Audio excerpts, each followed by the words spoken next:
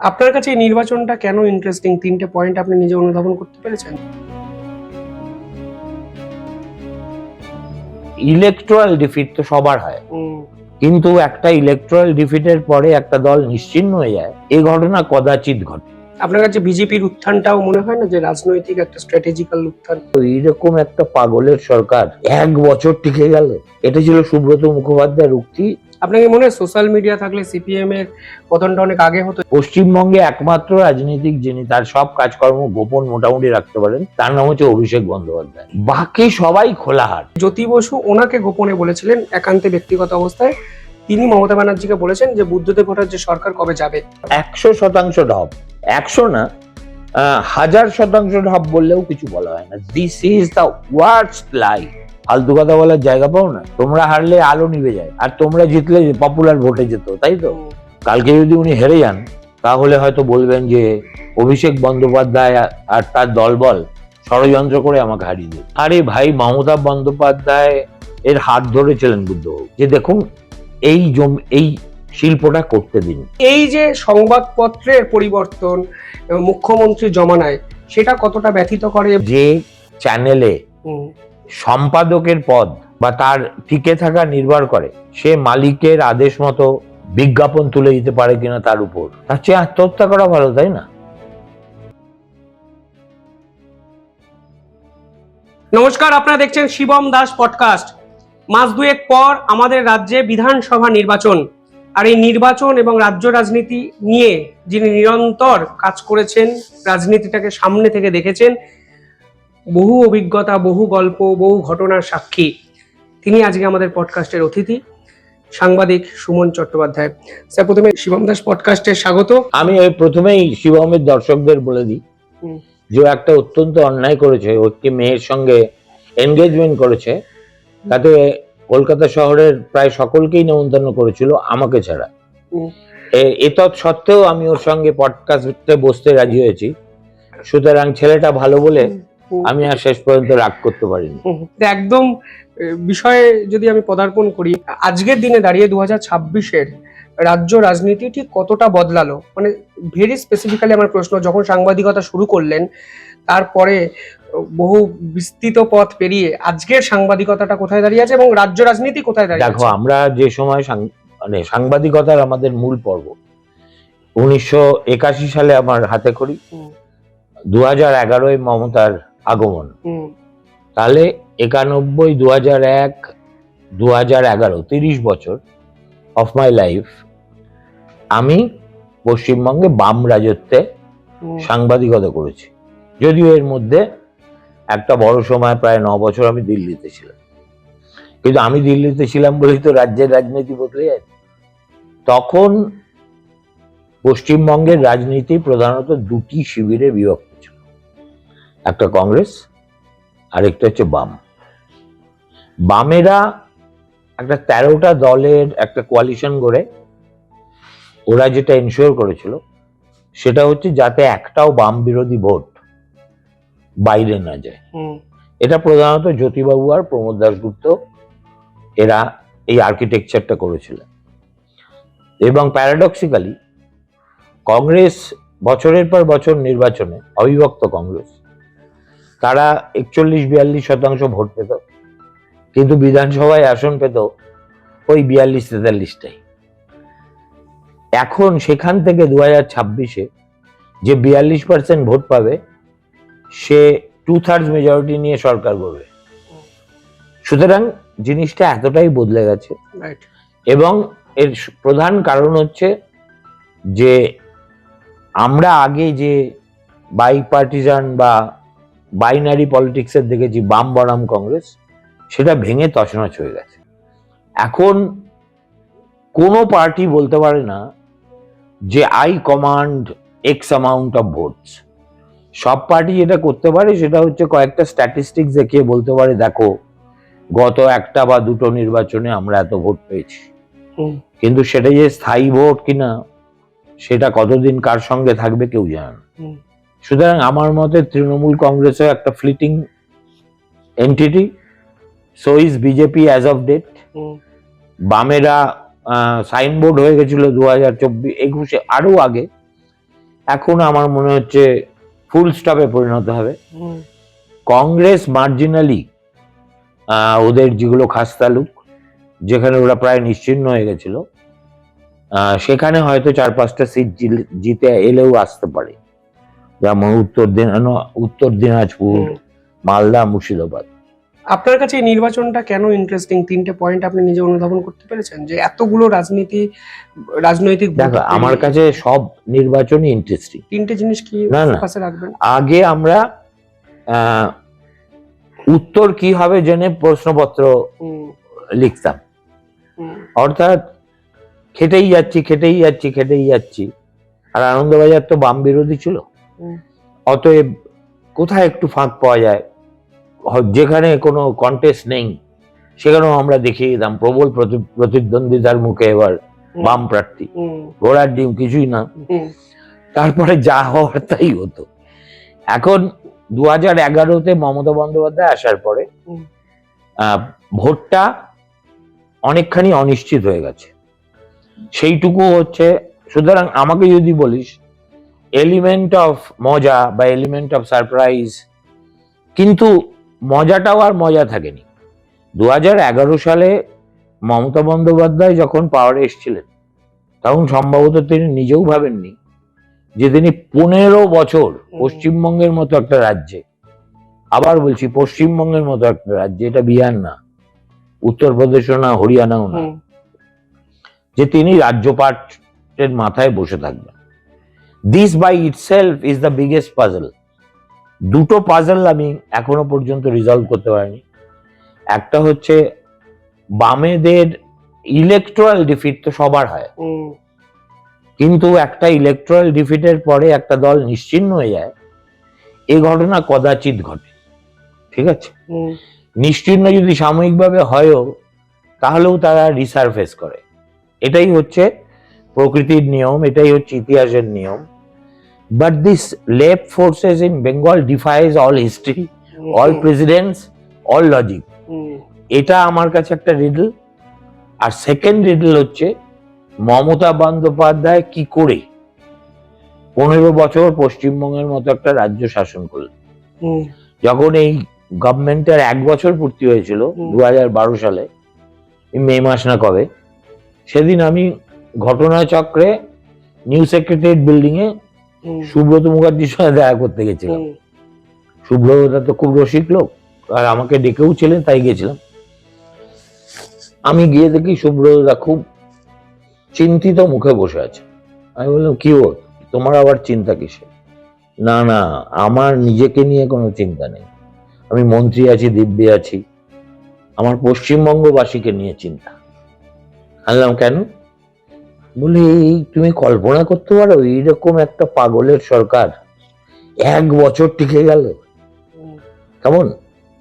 এটা ছিল সুব্রত মুখোপাধ্যায়ের উক্তি। আজকে মানুষটা নেই, হুম, কিন্তু আমি সুব্রতদার নাম করে মিথ্যে কথা বলবো না, যেটা মমতা বন্দ্যোপাধ্যায় দেখলাম কালকে না পরশু আমাদের সুমন দেখে লাগাতার মিথ্যে কথা বলে গেছে। কারণ ওটার আমি কাউন্টার আজকে করবো বলে ঠিক করেছি। আর সে যাই হোক, তো এই দুটো রিডল মানে ঐতিহাসিক প্রশ্ন, যেটা নিয়ে ভবিষ্যতের গবেষকরা অবশ্যই কাজ করবেন।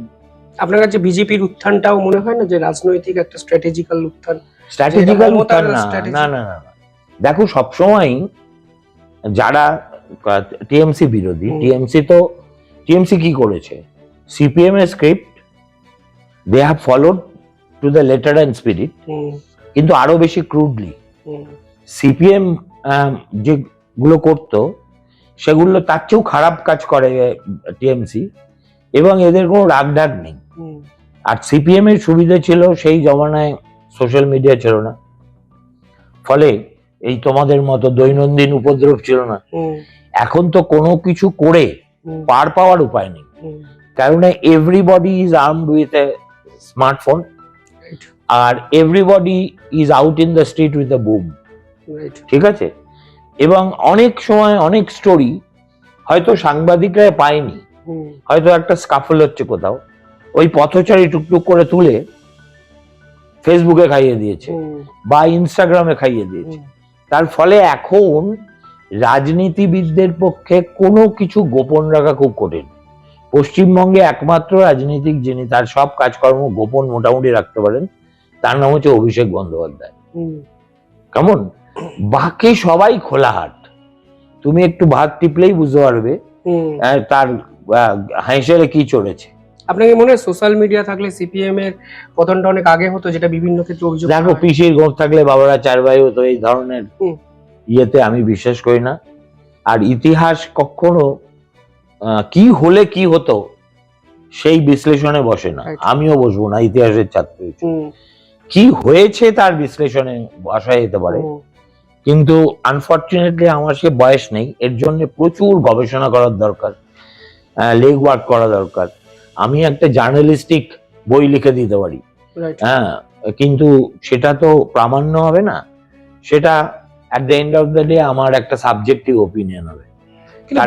যে রাজনৈতিক দলটি 5 বছর আগে 235টি আসন জেতে সে 10 বছরের মধ্যে শূন্যতে পরিণত হয়, ইটস আ মিস্ট্রি। মানে ভারতে এই উদাহরণ আমি তো সেটাই বলছি, এবং সেটা খুব গর্ব করে বুদ্ধবাবু বলেছিলেন আমরা 235, ওরা কত, ঠিক আছে? সুতরাং ওইটাকে একটা তুমি starting point of political decline ধরতে পারো, যে যারা এরকম বড় বড় বারফারটাই করে না, আমরা 235 এখন যেমন বলছে, আজকেই দেখলাম কাগজে না কোথায় একটা ইন্ডিয়ান এক্সপ্রেসে যে এখানকার মুখপাত্র বলেছেন তৃণমূলের যে বিজেপি এবার 30-এ নেমে যাবে। আমার কথা হচ্ছে একটাই বা কেন দিচ্ছে তা বুঝতে পারছি না। বলতেই পারে যে আমরা 295টাই জিতবো, কেউ বলছে 250, কেউ বলছে 215, একটা হলেও বেশি জিতবো। মমতা বন্দ্যোপাধ্যায় গতকালও বলেছেন বেশি আসনে জিতবো। আমার কথা হচ্ছে it was so one sided game. CPM যেমন 77-এ ক্ষমতায় এসেছিল, 82, 87, 91, 96, এই 4টে নির্বাচনে ওদের মধ্যে আমি কোন রকম হেলদোলই দেখিনি। হেরে যাওয়া তো দূরস্থান, আমাদের একটু নাড়াতে পারে কেউ সেই ধরনের ভীতিও ওদের কারোর মধ্যে ছিল না। 2001-এ প্রথম হলো যখন একটা হাওয়া উঠলো এবং দুটো কংগ্রেস এক হলো, তো সেটা সিপিএম এর হয়ে সোমেনদা ভালোই খেলে দিল, সব জায়গায় এনসিপির ক্যান্ডিডেট দাঁড় করিয়ে তৃণমূলের এবং কংগ্রেসের দুটোরই একদম শেষ করে দিল। আর তারপরে আবার 2006 তো আমরা মমতার পলিটিক্যাল এপিটাফ লিখে দিয়েছিলাম যে she is over for good. 2004-এ মাত্র মমতা একা লোকসভায় গেছিলেন, আর কেউ যেতেই নি তৃণমূল পার্টি, যে পার্টি 98-99-এ 7টা 8টা 9টা করে এমপি জিতেছিল, reduce to 1।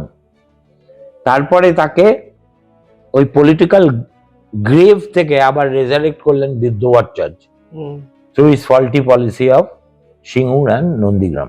Policy not faulty, execution was faulty. Buddhadeb ভট্টাচার্যের সিঙ্গুর এবং নন্দীগ্রাম কাণ্ড জানি আজও বিভিন্ন ক্ষেত্রে বিশ্লেষণ হয়, ঠিক কি ভুল, সমালোচনা, বিশ্লেষণ, এটা থেকেই হয়তো ভবিষ্যতে থাকবে। আজকের দিনে দাঁড়িয়ে আপনার এই সিঙ্গুর এবং নন্দীগ্রাম এই পর্বটা বুদ্ধবাবুর এক্সিকিউশনে কোথায় ভুল হয়েছিল বলে মনে হয়? দেখো, নন্দীগ্রামে ওনার এক্সিকিউশনে কোনো ভুল হয়নি। নন্দীগ্রামে একটা গেঁড়ে পাকা সিপিএম লিডার ছিল, তার নাম লক্ষণ শেঠ। সে নিজেকে মনে করত যে আমি সত্যিই শেঠ, ঠিক আছে, হলদিয়া এবং ওই তল্লাটে আমি যা বলবো সেটাই আইন।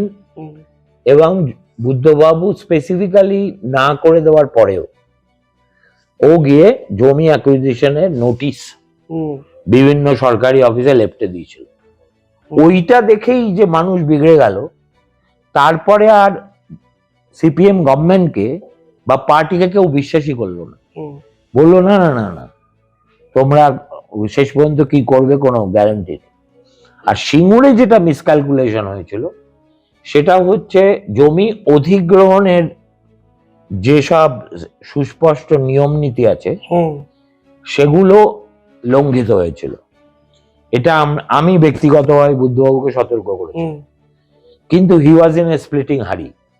আর তারপরে রতন টাটার মতো একজন এসেছেন পশ্চিমবঙ্গ কপাল করে, ওনার দোদুল্যমানতাও আমি বুঝি, কিন্তু শেষ পর্যন্ত এই যে সুপ্রিম কোর্টে মামলাটার ফয়সালা হলো, তাতে দুজন জাজের মধ্যে একজন জাজ তো এই ব্যাপারে কোনো মন্তব্য করেননি, আরেকজন বলেছেন ওটা প্রাইভেট না প্রাইভেট পারপাজে পাবলিক ল্যান্ড দেওয়া কিনা ওগুলো নিয়ে ডিবেটই করেননি।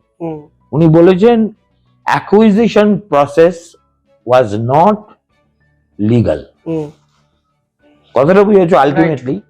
সুতরাং ওর ছুরি তোর বিয়ের স্টাইলে জমি অধিগ্রহণ হয়েছে। আমি এখানে আসার আগে একটা ডকুমেন্ট দেখছিলাম, বুদ্ধদেব ভট্টাচার্য প্রায় পার্থ চট্টোপাধ্যায় তৎকালীন বিরোধী দলনেতা, মুখ্যমন্ত্রী মমতা বন্দ্যোপাধ্যায়, বেচারাম মান্না জমি অধিগ্রহণ যে কমিটি হয়েছিল তার প্রধান, অসংখ্যবার তাদের চিঠি লিখেছিলেন আলোচনায় বসার জন্য। রাজ্যপাল সে সময় আহ্বান জানিয়েছিলেন আলোচনার জন্য। আমার প্রশ্ন হলো, যদি অ্যাকিউজিশন প্রসেসটা ইল্লিগাল হয়, ভুল হয়, পুরো প্রসেসটা যদি আলোচনার মাধ্যমে সলিউশন করা যেত, তাহলে তো আজকে বেনিফিটটা কারদের হতো এবং আমাদের রাজ্যের একটা অন্য দিগন্ত কি খুলে যেত বলে আপনার মনে হয় না? আরে ভাই, মমতা বন্দ্যোপাধ্যায় এর হাত ধরেছিলেন বুদ্ধবাবু। আমি ওই ক্যালকাটা ইনফরমেশন সেন্টারে যে ঘরে ওরা কথা বলছিলেন, তিনজন ব্যক্তি ওখানে হাজির ছিলেন, বুদ্ধদেব ভট্টাচার্য, মমতা আর গৌতম দেব। গৌতম দেবের দৌত্যেই এই মিটিংটা হয়েছিল, ঠিক আছে? এবং বুদ্ধবাবু সেই মিটিং এ ওনার হাত ধরে বলেছিলেন যে দেখুন এই শিল্পটা করতে দিন, কেননা আপনি অপোজিশন পলিটিক্স করছেন, আটকাচ্ছেন, বুঝতে পারছি, কিন্তু এর ফলে পশ্চিমবঙ্গের ব্যাপক ক্ষতি হয়ে যাবে। ভবিষ্যৎ প্রজন্মের কথা চিন্তা করে আপনি এটা ছাড় দিন। কে কার কথা শুনে? এখন রেট্রোস্পেক্টিভলি আমার যেটা মনে হয়, কেন বলছি Mamata is far more crude, আজকে নবান্নর ধারে কাছে, ওই পেরিফেরির ধারে কাছে 5 জন লোক যেতে পারবে? হ্যাঁ, প্রয়োজনে চীনের প্রাচীরের সমান ব্লকেট করে দেবে, তবু কোনো গণতান্ত্রিক আন্দোলনকে যেতে দেবে না। মমতা ব্যানার্জি যেটা নিয়ে মমতা হলেন 21শে জুলাই 1993, তাতে টি বোর্ড পর্যন্ত, টি বোর্ড মানে একদম পেরিফেরি অফ রাইটার্স, সেইখানে অব্দি অপোজিশন চলে গেছিল, কোনো ঝামেলা হয়নি। এখন এই শুভেন্দুই বলেন, মিথ্যে কথা বলবে কেন, যে একটা অপোজিশনের লিডার, সে ঘোষিতভাবে leader of opposition in assembly, তার অ্যাকচুয়াল স্টেটাস হচ্ছে হবে ক্যাবিনেট র্যাঙ্ক, ঠিক আছে? তাকে একটা সভা করতে গেলে হাইকোর্ট ছাড়া গতি নেই। 104টা না 6টা আবেদন ওকে করতে হয়েছে 105টা 6টা সভা করার জন্য। মমতা বন্দ্যোপাধ্যায় কোন মুখে কথা বলেন, ঠিক আছে?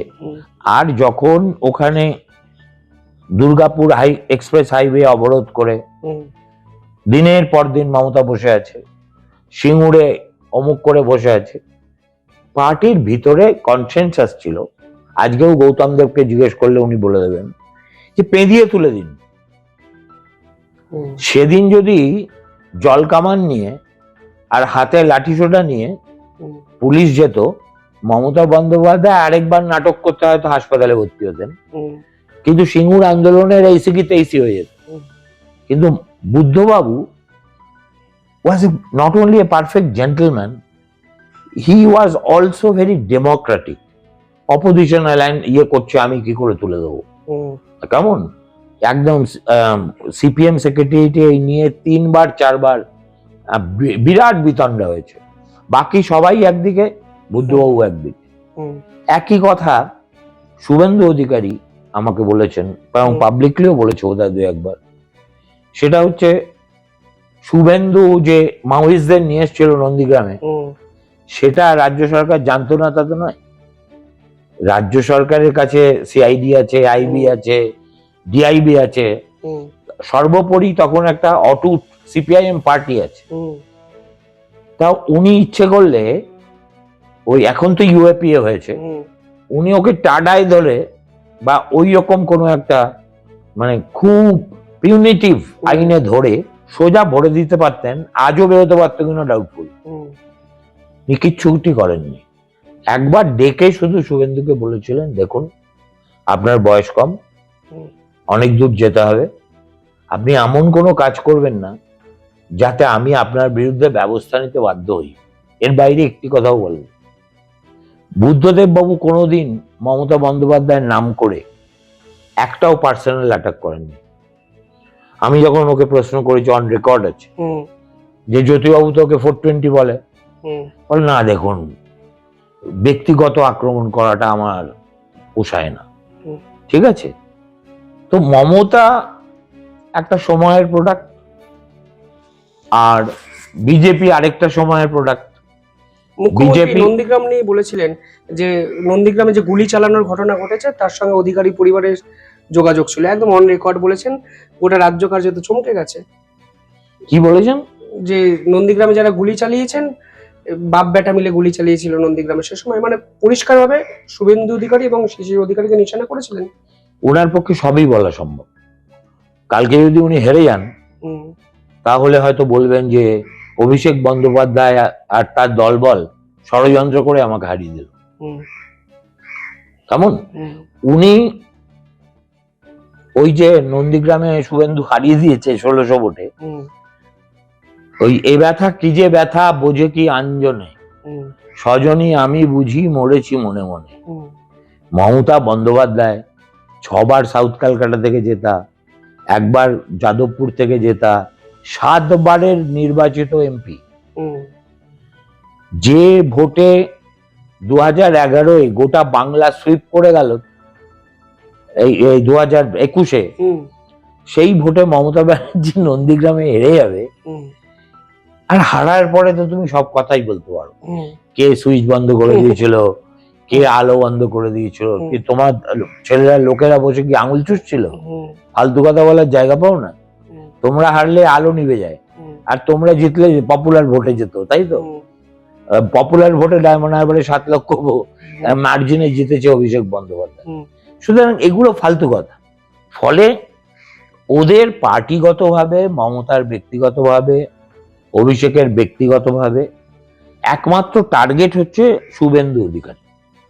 এখন শুভেন্দু অধিকারীকে give the dog a bad name বলে ইংরেজিতে একটা কথা আছে, যে যখন তুমি আর কিছু পারবে না তখন এই কুকুরটা মাথা খারাপ হয়ে গেছে, যাকে তাকে কামড়ে দিচ্ছে, রাস্তায় সাবধানে ঘোরাফেরা করিস, এইসব কথা বলবে।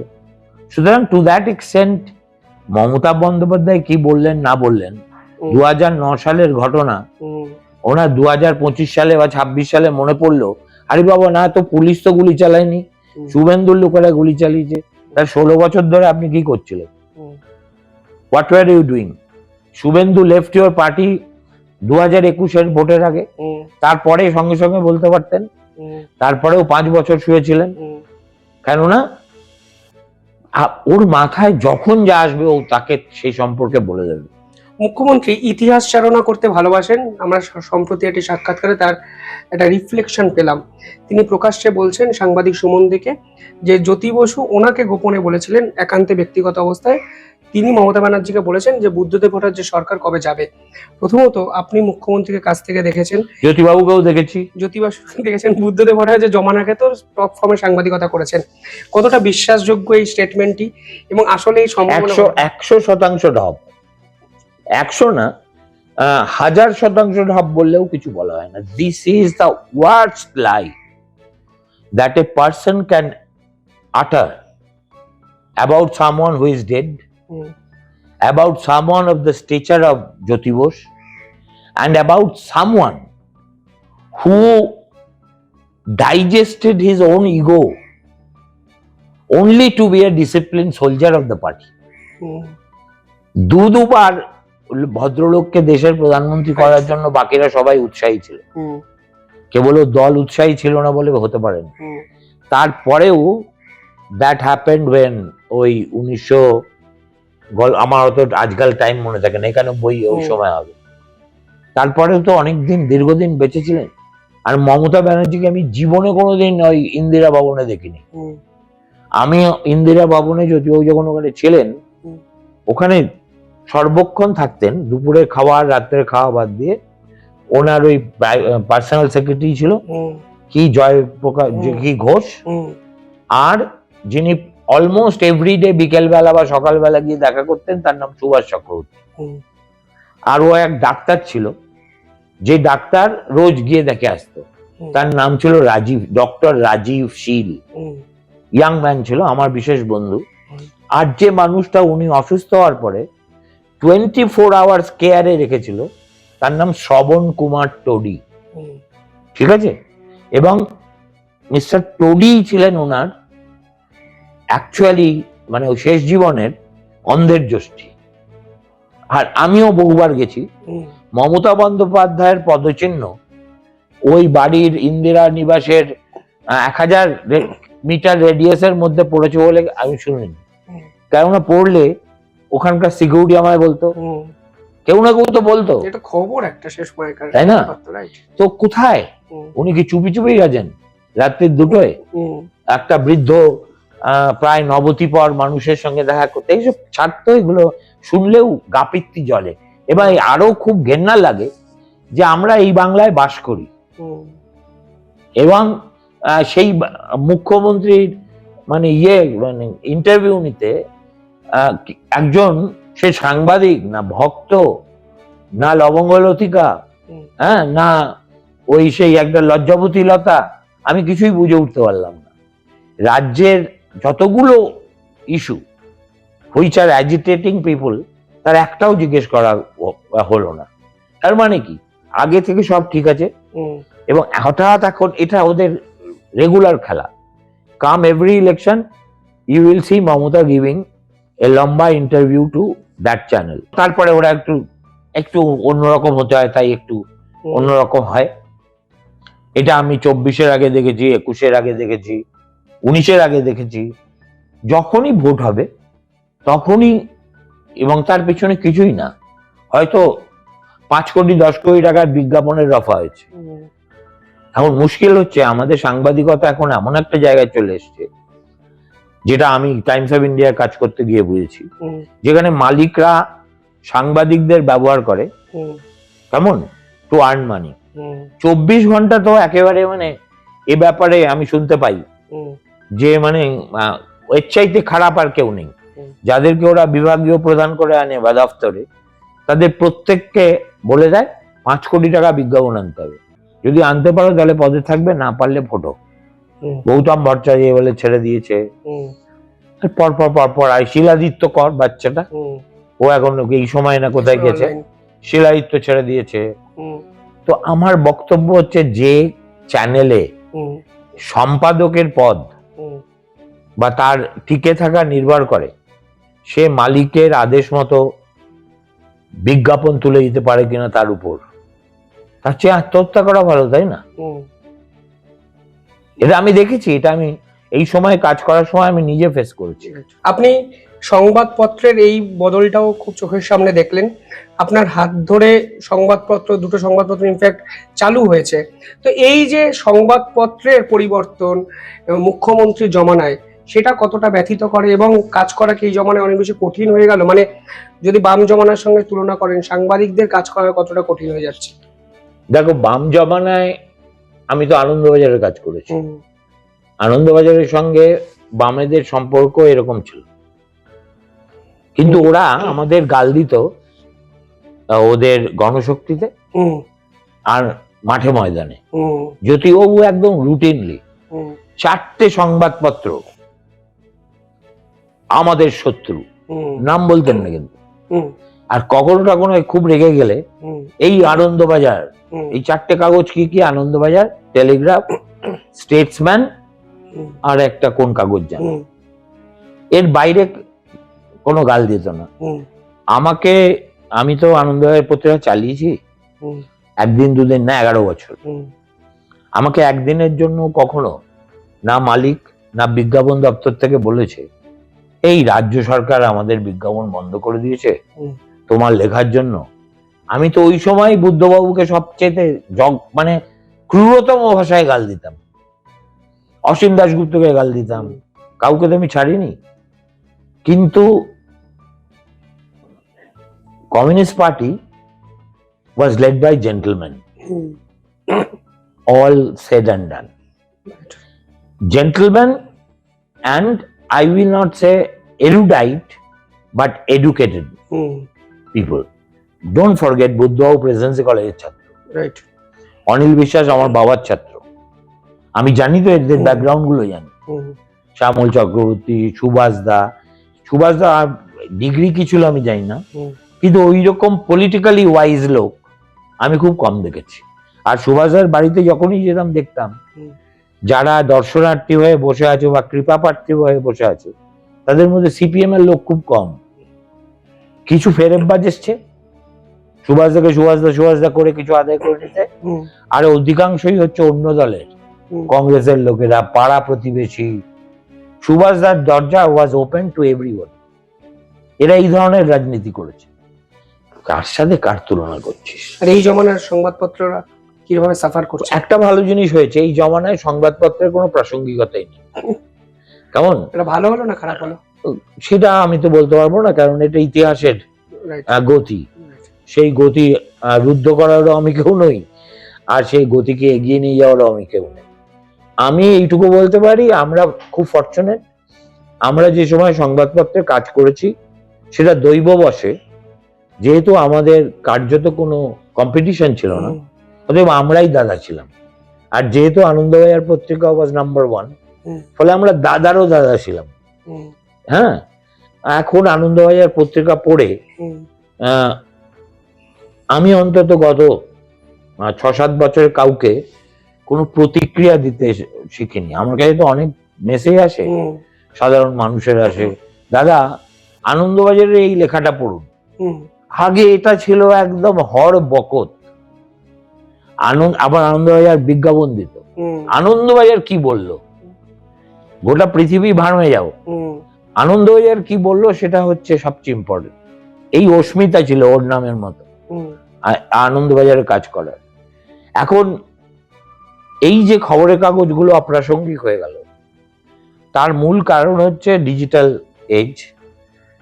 এবং আমি লিখে দিলাম, আমি হয়তো বেঁচে থাকবো কিনা জানি না, এদের এক্সপায়ারি ডেট খুব আসন্ন। এখন কি হয়, কোনো কোনো ওষুধ বাড়িতে থাকে, এক্সপায়ারি ডেট হয়ে যায়, তা সত্ত্বেও আমরা খেয়ে নিই। ঠিক আছে, কি আর হবে, কিংবা 1 মাস 2 মাস আগে এক্সপায়ার করেছে, সুতরাং এটা পোটেন্টি আছে। তো এরকম এক্সপায়ারি ডেট এসে গেছে। এখন বাড়িতে পড়ে থাকা এক্সপায়ার্ড ওষুধের মতো এখনো আমরা সেবন করছি, কিন্তু সার্কুলেশন ফিগার হ্যাজ প্লামেটেড।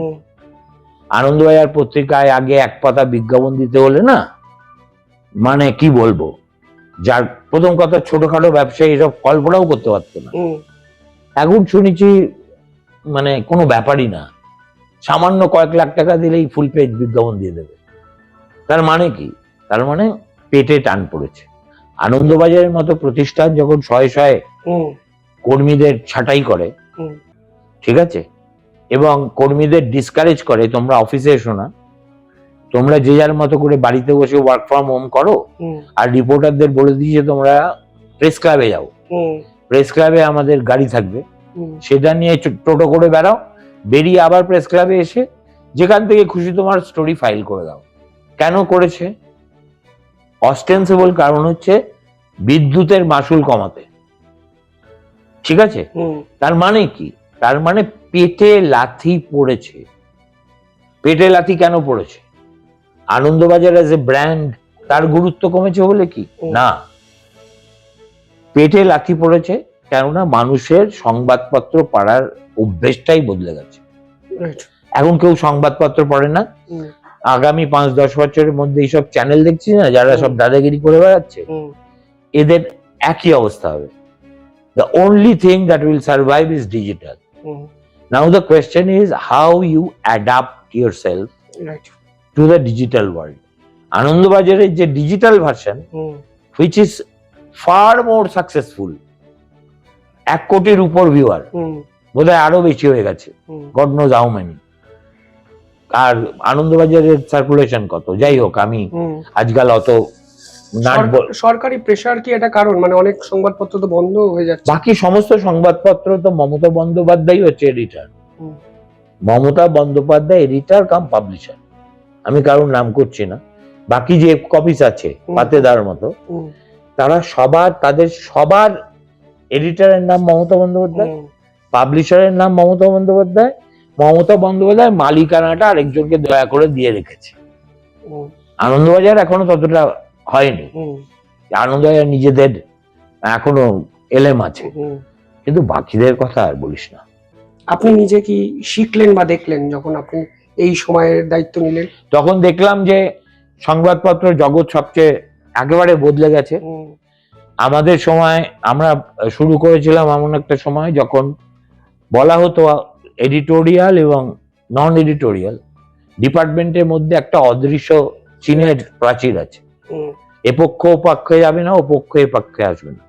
আমাকে একবার দেখে ফেলেছিল বলে আমার গুরু এমন কিস্তি করেছিল, আমি সারা জীবন সেটা ভুলিনি। হুম, আনন্দবাজারে যতদিন চাকরি করেছি কলার তুলে, হুম, কোনোদিন কোনো বিজ্ঞাপনের লোক এসে বলেনি যে এটা করে দাও, হিম্মত পাইনি। খুব হয়তো একদম ভাইস প্রেসিডেন্টের লেভেলে কারুর বিরুদ্ধে হয়তো কিছু লেখা বেরিয়ে গেছে, হুম, সে বেচারা এইসব এই দত্ত গুঁড়ো মশলা নাকি একটা আছে না, হুম, ডাটা, হুম, তাদের বিরুদ্ধে কিছু একটা বেরিয়ে গেছিল। হুম, সে তো তার সমস্ত স্টক লিফটিং বন্ধ হয়ে গেছে। হুম, ওই আনন্দবাজারে এইটুকু একটা খবর বেরিয়েছিল বলে তিনি মাথায় হাত দিয়ে আমাদের অফিসে এসে বলেছেন আমার ব্যবসা চৌপাট হয়ে গেল। হুম। তখন আমাকে সিবি সেন, ভাইস প্রেসিডেন্ট বিজ্ঞাপনের ছিলেন, উনি আমায় ডাকলেন, দেখে বললেন একটা বাঙালির ব্যবসা, আর তোমরা যেটা লিখেছো সেটাও তো ঠিক নয়। হুম, তারপরে আমি চেক করে দেখলাম হ্যাঁ সত্যিই তো আমাদের ভুল। হুম, তখন আমি বললাম আপনি নিশ্চিন্তে যান, আমি এটা প্রথম পাতায় কারেক্ট করে দেবো। করে দিলাম, হুম, আবার ফিরে এলো ওদের ব্যবসা। এছাড়া কখনো হুম, এই উৎপাত আর এই সময় গিয়ে দেখলাম অধিকাংশ ক্ষেত্রেই আমার জন্যই বিজ্ঞাপন বন্ধ হতো। হুম, তার কারণ আমি কোথাও না কোথাও এমন কিছু লিখে দিতাম হুম, যেটা মমতা বন্দ্যোপাধ্যায়ের কানে তোলার মতো লোকের অভাব ছিল না। হুম, মমতা নিজে খবরের কাগজে পড়ে না, বাংলা, ইংরেজি, সংস্কৃত, হিন্দি কিচ্ছু পড়ে না। ফলে সবসময় ওর কিছু পার্শ্বচর কানে লাগায়। আর রাজারা সবসময় বলা আছে যে রাজা কর্ণেন ও পশ্যতি, কান দিয়ে দেখে। কান দিয়ে দেখেন। তো আমি তো একটা ইউজুয়াল সাসপেক্ট, হুম, আমি কখন কি লিখে দেবো কোনো ঠিক নেই। আমি পটুয়া পাড়ার অগ্নিকন্যা লিখে লিখে লিখে লিখে লিখে লিখে মমতা বন্দ্যোপাধ্যায়ের ব্যান্ড বাজিয়ে দিয়েছিলাম, হুম, ঠিক আছে। তো যতবার বন্ধ হয়, কখনো কখনো অবশ্য আমার কারণেও হয়নি, হুম, প্রথম 3 দিন 4 দিন দেখি ম্যানেজমেন্ট কিছু বলে না, হুম, পঞ্চম দিন থেকে আমার কাছে ফিলার আসতে শুরু করে খুব ভদ্রভাবে, হুম, যে দাদা আমাদের 40% of our revenue depends on government ad, এটা একটা আমাদের নতুন কাগজ, এই বিজ্ঞাপন থেকে যদি আমরা বঞ্চিত হই তাহলে তো খুব খারাপ হবে, আপনি একটু দেখুন। হুম, আমি তো দেখবো না, হুম, প্রথম দিকে আমিও গামান্ডি দেখাবো। 10 দিন 15 দিন 20 দিন যখন গেল তখন প্রেশার ওয়াজ সো মাচ। একবার CEO hmm, of Bennett and Coleman flew down to Kolkata, যে আমি যাতে ওকে নিয়ে মমতা বন্দ্যোপাধ্যায়ের সঙ্গে দেখা করতে যাই। হুম। আমাকে এরকম 7-8 বার যেতে হয়েছে। হ্যাঁ, মমতার গিয়ে কি বলতে হতো বা করতে হতো? কিছু হতো না, আমাকে দেখলেই কাজটা হয়ে যেত। হুম, এই যে আমি সশরীরে ওর কাছে গেছি, হুম, কেমন মমতা বন্দ্যোপাধ্যায়ের কিন্তু একটা গুণ আছে, যে যাই বলুক আর তাই বলুক, এই রেগে গেল, এই রেগে গেল তোর উপর, হুম, যা তা মুখে আসে বলে দিল। হুম, আবার পরের দিন তুই যে গেলি একদম রাগ জল, হুম, এই শুভম এসো, কি খাবে তুমি, মিষ্টি খাবে নাকি। সো মমতা আমরা যে মমতাকে চিনতাম, সেই Mamata was very hospitable, very warm. আমার একটা প্রশ্ন থাকবে, ধরুন আপনি বাংলার অগ্নিকন্যা এই শব্দটা মুখ্যমন্ত্রী বা মমতা ব্যানার্জি না আমি লিখিনি এটা, এটা আমার নামে অনেক কিছু প্রচলিত মিথ্যা আছে, তার মধ্যে এটা একটা। এটা এই নামটা দিয়েছিল হয় রঞ্জন বন্দ্যোপাধ্যায় নয় দেবাশিস ভট্টাচার্য। আচ্ছা, যে দেবাশিস ভট্টাচার্য 70 বছর বয়সে এখন খাদ্য দপ্তরে চাকরি করে, হুম, 3 লাখ টাকা বেতন পায়, হুম, শুনতে পাই তার বডিগার্ড আছে, হুম, অফিসের গাড়ি আছে, কেমন হুম, লাল বাতি না নীল বাতি গাড়িতে চড়ে আমি দেখিনি। হুম। মমতা এইসব লোকেদেরই পছন্দ করে। বাট এই সততার প্রতীক, চুপচাপ, ফুলে ছাপ, কোথাও গিয়ে এই শব্দগুলোর সঙ্গে আপনার নামটা জড়িয়ে গেছে। না না না না, আজকের দিনে আরে আমার নাম তো সবকিছুর সঙ্গে জড়িয়ে যায় না, হুম, এটাই হচ্ছে আমার প্রবলেম। হুম, এখন আমি তো আমার নাম জড়াই না, হুম, যারা জড়ায় এটা তাদের কৈফিয়ত দেওয়ার কথা। কিন্তু এটা চলে আসে আমার কাছে, এখনো বলে আপনি ভুলে গেলেন, আপনি লজ্জা অগ্নিকন্যা বলেছিলেন, আপনি ভুলে গেলেন ওই লিখেছিলেন। আরে ভাই আমি লিখিনি, আমার লোকজন লিখেছে। রঞ্জন বন্দ্যোপাধ্যায়কে দিয়ে আমি একবার মমতা বন্দ্যোপাধ্যায়ের নির্বাচনী প্রচারে পাঠিয়েছিলাম। রঞ্জন বন্দ্যোপাধ্যায় জানিস, তার বাংলাও জানিস, সে লিখে দিল কি লিখেছিল, কাঁধের ঝোলায় কত একটা প্লাস্টিকের প্যাকেটে কিছু মুড়ি আর গুনে গুনে 31 টাকা 40 পয়সা। ঠিক আছে, এর জন্য আজও আমি প্যাক খাই। আমি যেহেতু সম্পাদনা করতাম, মানে কাগজটা আমি চালাতাম, ফলে যে যাই করুক সেইটা আমার উপর এসে পড়তো। পড়লে পড়বে, আমার কি করার আছে, I have to own up.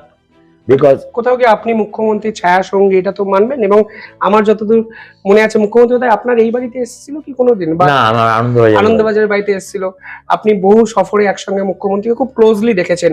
সেদিনের মমতা বন্দ্যোপাধ্যায়, আরে বাবা, মমতা বন্দ্যোপাধ্যায় এমপি হয়েছে 84-তে, আমি দিল্লিতে বদলি হয়েছি 85-তে। ঠিক আছে, তাহলে আমি তো মমতাকে 85, 86, 87, 88, 89 এই 5 বছর তো দৈনন্দিন ভাবে দেখেছি, দৈনন্দিন ভাবে। কেন পার্লামেন্টে যেত, আমরাও পার্লামেন্ট কভার করতাম, আর ও তখন সবে উঠছে, ফলে ও একদম, ও তো একেবারে মানে খলিফা। জার্নালিস্টদের, নিজের স্টেটে জার্নালিস্টদের একেবারে কি করে আদর আপ্যায়ন করবে সেটা ভেবে পেত না। ঠিক আছে, এমন নয় যে আমি মমতার বিট কভার করতাম, আমি কংগ্রেস কভার করতাম, অল ইন্ডিয়া কংগ্রেস, কিন্তু আমি তো অসভ্যতা করতে পারবো না। এবং সেই সময়কার মমতার চেহারা দেখলে তোরা না থ হয়ে যাবি। এক মাথা চুল জ্যাবে, একটা কপড়ো খোলা, কখনো একটা সিঙ্গেল বিনুনি, মানে যে কাপড় দিয়ে তোর বাড়িতে ঘর মোছাও হবে না। ঠিক আছে, তোর বউ হয়তো বলবে এটা খুব খারাপ, আর একটা ভালো কিছু কিনে আনো, ওই কাপড় পরতো। এবং এত ফ্যাশনেবল চটি পরতো না, যে ব্র্যান্ডের চটি, একদম পাতি চটি, কাঁধে একটা ঝোলা। ওকে দেখে গীতা মুখার্জি একদিন আমায় ডেকে বলেছিল, এই শোন। আমি বললাম কি গীতা দি? বলে ওই মেয়েটা ওই কংগ্রেসের বেঞ্চে বসে কি করে? আমি কেন, কংগ্রেস ওকে টিকিট দিয়েছে, জিতে এসছে, কংগ্রেসের বেঞ্চে বসে কি করে মানে? না না, ওর তো আমাদের এখানে থাকার কথা। কেমন ওই যে 5 বছরে she won the hearts of many left leaders. চিত্ত ঘোষ ওকে একদম পরম স্নেহে দেখতেন, মাখন পাল, গিজাদি। সিপিএম এর সঙ্গে ওর লেনদেন কম ছিল, আর সিপিএম ওকে কোনোদিন সেভাবে মানুষ বলেই মনে করতো না, ও করতো না। আর তাছাড়া তখন ও blue eyed girl of Rajiv Gandhi আস্তে আস্তে হচ্ছে। কেমন 87 সালে 84-তে প্রিয়দা জিতে ওর একটু সমস্যা হয়েছিল, কিন্তু যাই হোক, ওর formative years of her life was made in Delhi, not in Kolkata. সেই মমতা কতটা বদলে গেছে বলে আজকে মনে করছেন? মমতা আগে নেত্রী ছিল, এখন তিনি রানীমা হয়েছেন। একটা কথাই আমি বলে দিলাম, মমতা আগে রাজপথের নেত্রী ছিল, এখন তিনি হেলিকপ্টারের নেত্রী হয়েছেন। মমতা আগে গরিব গুরব অসহায় মানুষ কোথাও বিপদে পড়লে দৌড়ে যেত, এখন তিনি কপাট বন্ধ করে ঘরে বসে সিরিয়াল দেখেন, যে ঘটনাই হোক। এই তো আনন্দপুরের মতো ঘটনা, মমতার বাড়ি থেকে 3-4 কিলোমিটারে কতগুলো হ্যাপলেস শ্রমিক, তারা অগ্নিদগ্ধ হয়ে মরেই গেল। এক্সাক্ট ফিগারটাও কেউ জানে না, 24, 26, 28। উনি 4টে ল্যাংবোটকে পাঠিয়ে দিলেন। প্রথমে গেল অরূপ বিশ্বাস, তারপরে গেল ববি হাকিম, তার অনেক পরে এলো সুজিত বোস। আগের মমতা ওখানেই ক্যাম্প করে বসে থাকতো। 2011 না বা 11 সালেই বোধহয় ক্ষমতায় ফেরার অল্প কিছুদিন পরেই অ্যামরিতে আগুন লাগে, সাউথ ক্যালকাটা অ্যামরি। মমতা ওখানে তখন সিএম, শি স্টেড পুট দিনে রাতে। এবং ও যেভাবে উদ্ধার কার্যের তদারকি করেছিল সেটা দেখে বিমান বোস প্রেসের কাছে ওপেনলি ওর প্রশংসা করে, বলছে এইটা মমতা যা করলো আমাদের সম্মান এবং শ্রদ্ধা পাওয়ার যোগ্য। তখনও মমতার মধ্যে ওর আর্লিয়ার অবতারের ভালো গুণগুলো পুরোটাই বিদ্যমান। আমি নিজে মনে করি 11 থেকে 16 মমতা ওয়াজ স্টিল বেটার। 16 থেকে আসলে ওই পলিটিক্যাল সায়েন্সে একটা প্রবাদ আছে, পাওয়ার করাপ্টস, অ্যাবসলিউট পাওয়ার করাপ্টস অ্যাবসলিউটলি। কেমন? এটা সবার ক্ষেত্রে সত্যি। Even it is true for communist party of Soviet Union. 2026-এও তো মমতা সুপ্রিম কোর্টে গিয়ে লড়াই করলো, গোটা দেশ চমকে গেছে যে স্টেটের মুখ্যমন্ত্রী গেছে এসআইআর নিয়ে সওয়াল করতে ডিভিশন বেঞ্চের সামনে। আমার কথা হচ্ছে এখন হচ্ছে বিউটির মতো, বিউটির সম্পর্কে বলা হয় সৌন্দর্য, beauty is in the I of the বিহোল্ডার। যে দেখে সে যদি একটা খুব কুৎসিত রূপা মেয়েকে দেখে ভালো বলে তাহলে সে ভালো, আর তুই যদি বলিস খেদি পেয়েছি তাহলে সে ভালো না। ঠিক আছে? তো এটা অনেকটা সেরকমই। This was nothing more than a gimmick, a gimmick which had no effect. আমি কি দিয়ে চালিত হব? একজনের উপস্থিতি দিয়ে, না তার উপস্থিতির কারণে জাজমেন্টের উপর তার কোনো প্রভাব পড়লো কিনা তা দিয়ে।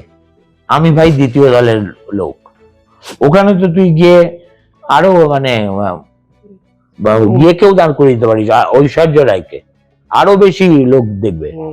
মমতা ব্যানার্জি যার জন্য যত লোক ভারতবর্ষে দেখেছে, কারিনা কাপুর গেলে, হ্যাঁ, বা শাহরুখ খান গেলে তুই সুপ্রিম কোর্টে 144 ধারা জারি করে আর্মি নামিয়ে দিতে হতো। ঠিক আছে? জাজেরাও সেজে গুজে আসতো হয়তো, হু নোজ। তো মমতা ব্যানার্জি তাদের কাছে কি? আর 1 নম্বর, মমতা প্রথম মুখ্যমন্ত্রী নন যিনি অ্যাপিয়ার করেছেন, এর আগে অনেকে করেছে। ঠিক আছে, আমি তার মধ্যে যাচ্ছি না। আই এম অনলি সেইং, সেদিন বিকেলবেলা সূর্যকান্ত এবং জয়মাল্য বাগচি যে অর্ডারটা দিলেন তাতে মমতা বন্দ্যোপাধ্যায়ের নামটুকু ছিল না। পরের দিনের অর্ডারে honourable chief minister Mamata Banerjee promised to help election commission with additional officer. সেটা সেখানেও গেঁথে দেওয়া যে আপনি এসেছিলেন, এসে আমাদের প্রমিস করে গেছেন, এখন now come good on your own promise. সুতরাং এখন এত ঢোল বাজানোর লোক হয়েছে না মমতার, ঠিক আছে, যে যেভাবে পারছে সংকীর্তন করছে। শুনছি নাকি একটা সংকীর্তন করা সাংবাদিক এবার রাজ্যসভাতেও যাবে। যাক, মানে কিছু তো এর আগে কি পেয়েছে, বঙ্গবিভূষণ নাকি, ওখানে গেলে মমতা হয়তো ভারত রত্নের জন্য রেকমেন্ড করবে, হু নোজ। কিন্তু তাই বলে কি মানুষের কাছে তার গ্রহণযোগ্যতা, ক্রেডিবিলিটি, সততা 1 ছটাক বাড়বে? দুটো জিনিস রাজ্য রাজনীতিতে খুব কাছ থেকে দেখলেন। 1 নম্বর অভিষেক বন্দ্যোপাধ্যায়ের উত্থান, রাজনৈতিক উত্থান। দ্বিতীয়ত অধীর চৌধুরীর নিজের গড়ে হেরে যাওয়া, অর্থাৎ পতন। এই উত্থান এবং পতন, এই দুটো ঘটনাকে আপনি কিভাবে দেখেন? শোনো, আমরা যখন ইতিহাস পড়তাম না ছেলেবেলায়, বাংলায় কিরণ চৌধুরীর বই পড়তে হতো, তাতে পতনের মধ্যেই নিহিত থাকে উত্থানের বীজ। আবার লেখা হতো কনভার্সলি, উত্থানের মধ্যেই নিহিত থাকে পতনের বীজ। ঠিক আছে? Look at what Adhir is doing. Adhir ওই যে ড্রাবিংটা খেয়েছে, খেয়ে ওর শিক্ষা হয়েছে, সেই শিক্ষা থেকে ইঞ্চিতে ইঞ্চিতে ওর দলটাকে আবার মুর্শিদাবাদে পুনর্গঠিত করার চেষ্টা করছে। এখন দেখ, অপোজিশন যারা করে তাদের না আছে টাকা, না আছে পয়সা, যারা ওর সঙ্গে করবে তারা সারাক্ষণ পুলিশের কেস খাবে। এখন তো একটা completely, we live in a completely fascist regime. ঠিক আছে? সিপিএম যেটা করতো না তা না, কিন্তু অল্প বিস্তার করতো। এখন কিচ্ছু না হলে সোজা এনডিপিএস দিয়ে দেবে। হ্যাঁ, সুতরাং কেউ যে সাহস করে অপোজিশন পার্টি করবে আর গ্রামে গঞ্জে মফস্বলে, তার তো বিরাট কলজে লাগবে রে। সেই কলজের লোক অত সহজে পাওয়া যায় বলতো? এক, কিন্তু অধীর লড়াইটা ছাড়েনি। আর কি বলি, অভিষেক বন্দ্যোপাধ্যায়ের উত্থান, আদৌ উত্থান হয়েছে কিনা আমি জানি না। আপনার মনে হয় না যে এই তৃণমূল অনেক বেশি compact discipline under Abhishek Banerjee leadership? আপনার মনে হয় এটা? But everything as long as Mamata is there. Abhishek Bandyopadhyay মাঝখানে চেষ্টা করেছে, রাইট, ঠিক আছে, একেবারে মরণপথ চেষ্টা, এক পিস এমএলএও পায়নি, বরঞ্চ ওর যারা চামচা বলে যে এমএলএ গুলো পরিচিত তারা কেউ ওর সঙ্গে ভয়ে দেখা করতো না। যে কারণে এই আমাদের রাজ্যের কিছু মন্ত্রী, কিছু মুখপাত্র, কেমন, এরা যদি অভিষেক নিরঙ্কুশ ক্ষমতায় আসে প্রথম কিন্তু বলি এরা হবে। অভিষেক ইজ ভেরি ভেন্ডিকটিভ। আর আমাকে যদি জিজ্ঞেস করিস, একটা নেতা এইভাবে তৈরি হয় না রে। কেমন, হঠাৎ ঈশ্বর আকাশ থেকে ফেললেন, ফেলার পরেই 200টা মানে নিরাপত্তা বুহে আমি থাকলাম, থেকে শুধু দাদাগিরি করলাম আর খালি বিলাস, সে একেবারে প্রমোদে ঢালিয়া দিনু মন, ও যাই করে তুই দেখেছিস, এটা সেবাশ্রয় ক্লিনিক করে, কেউ তো জিজ্ঞেস করে না where do you get this money from? এখন ডোম জুড়ে করছে, তার আগে আরেকটা কোথায় করেছিল, ইউ হ্যাভ নো আইডিয়া, মানে the gigantic scale. Abhishek Bandyopadhyay has brought into Bengal politics what was possible in Haryana,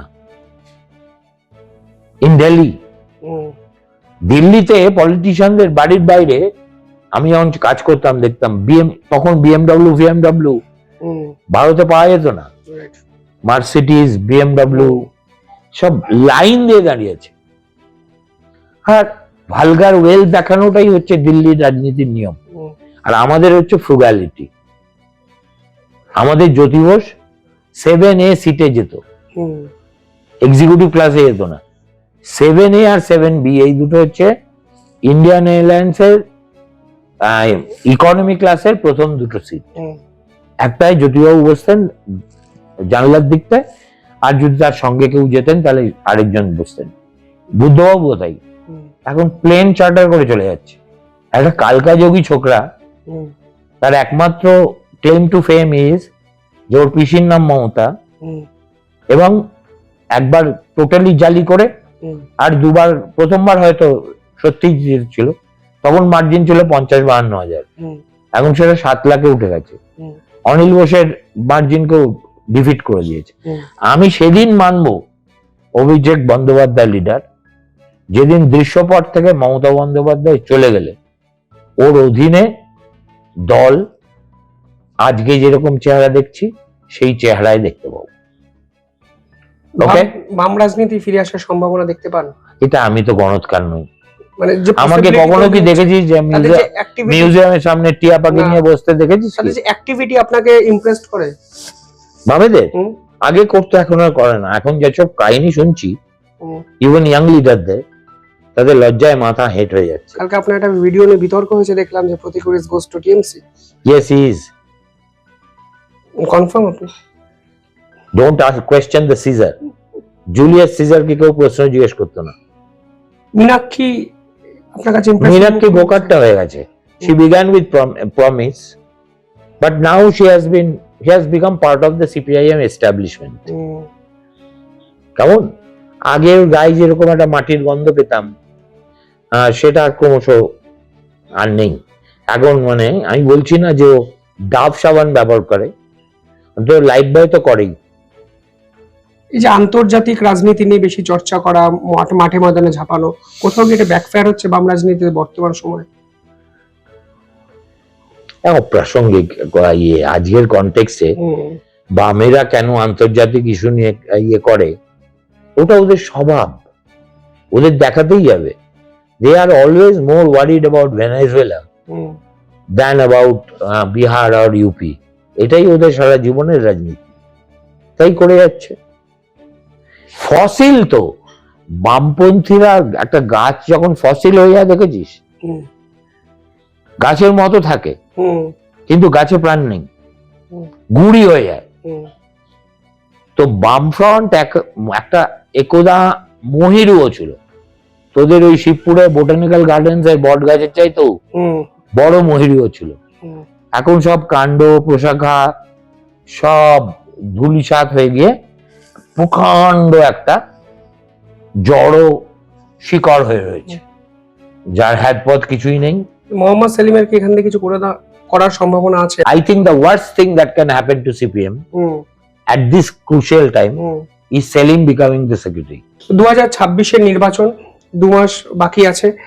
2026-এর নির্বাচনে বর্তমান যে গতি প্রকৃতি দেখছেন বাংলার, এক্সপেকটেশন কি এবং গণৎকার হতে বলছি না, কিন্তু প্রাথমিক আভাস কি বুঝতে পারছেন? আজকের ডেটে সবকিছু খুব ফ্লুইড। ইন পলিটিক্স 7 দিন হচ্ছে 7টা যুগের মতো। What you knew to be true this morning can change into completely something else tomorrow afternoon. So জন্ম যদি তব বঙ্গে তিষ্ঠ ক্ষণকাল। 26 নিয়ে কথা বলার সময় এখনো আসেনি। রাইট। ওনার আড্ডা শেষ হইয়াও হইল না শেষ। আমার মনে হয় সুমন বাবুর সাথে আড্ডা মানে এরকম অসংখ্য অজানা গল্প, অজানা তথ্য, ভবিষ্যৎ সম্ভাবনা, রাজ্য রাজনীতি নিয়ে ঘেটে খাওয়া একাধিক ইতিহাস চারণা। যাই হোক, দেখতে থাকুন দ্য শিবম দাস পডকাস্ট। অসংখ্য ধন্যবাদ স্যার। ধন্যবাদ আপনাদের, কমেন্টে জানাবেন কিভাবে দেখছেন পুরো বিষয়টি। দেখতে থাকুন শিবম দাস পডকাস্ট, সাবস্ক্রাইব করুন আমাদের চ্যানেল। ধন্যবাদ।